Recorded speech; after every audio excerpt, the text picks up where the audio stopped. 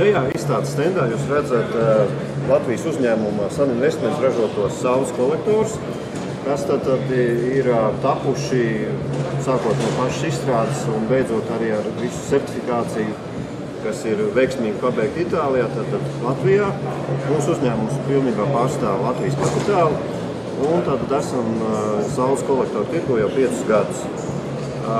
Ko tad mēs esam atšķirīgi, vai kāds ir mūsu priekšrocības atšķirībā no citiem ražotājiem? Tad mūsu tā galvenā priekšrocība ir tā, ka mēs šos kolektorus esam izstrādājuši atbilstoši mūsu klimatiskiem apstākļiem. Tad šajos kolektoros netiek izmantotas nekādas sastāvdaļas vai detaļas, kas 10-20 gadu laikā varētu, bojāties vai kādā citādā veidā kļūt nederīgs lietošanai.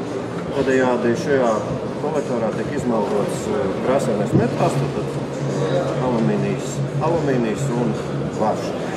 Ar ko vēl atšķirās? Tad viņa siltuma ietilpība ir aptuveni 3 reizes lielāka nekā jebkurš cits ārzemju analogu ražotāju piedāvātais.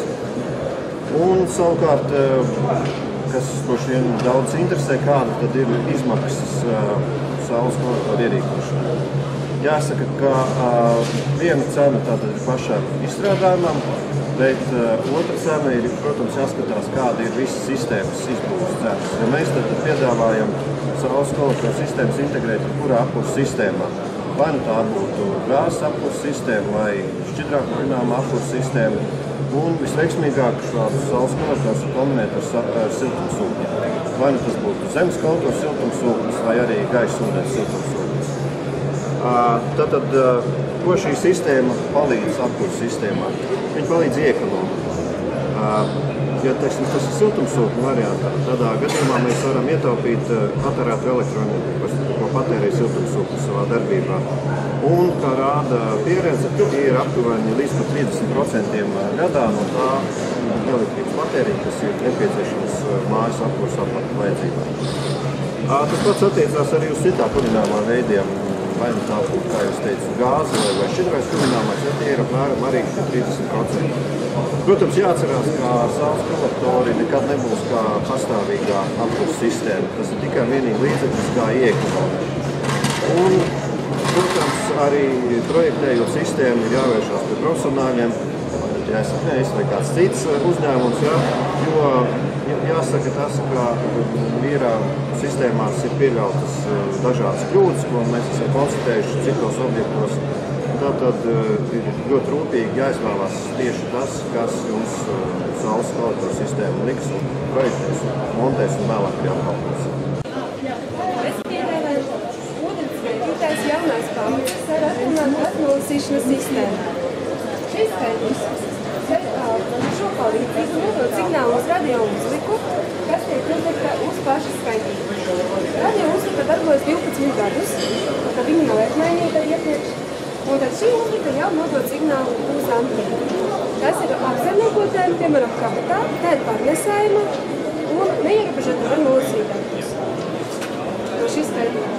Skaitītājs arī ir antimagnetisks, nevar saspiest ar skrūstīlēm, dēļ indikātoru, kas uztaisīts. Tas ir izcinājums, vai nebūtu ūdens zuduma, vai nerastos korekcija.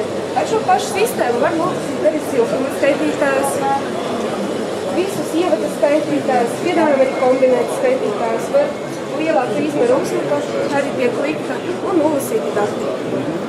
Skaitītājs nav apturāms arī ar magnetu, var redzēt, ka viņš griežas, jo iet ūdens pēc cauri. Šis ir neodīma magnets ar 80 kg pievilkšanas spēku. Pielietot viņu kārt, mēs redzam, ka skaitītājs turpina griezties, kas nemainās. Tas dēļ tā, ka skaitītāja iekšā ir magnēta sajūgs, kas nedod tādu izskatu. Ja mēs paskatīsimies uz parasto skaitītāju, tad tas uzreiz ir apturāms tā uz vietas. Kā ir mūsu skaitītājs, viņam ir iestrādāts saspiešanas indikators. Viens no ūdens zakšanas veidiem ir tas, kā saspiež ar skrūspīlēm, kāda veida skrūspīlēm. Un rotors griežās iekšā, bet ciparnīca uz priekšu neiet, ūdeni līkojot, bet ar šo indikatoru, ja mēģināt noiet saspiest, tad uzreiz ir caurums un pie apsakošanas to var secināt, ka bija manipulācija.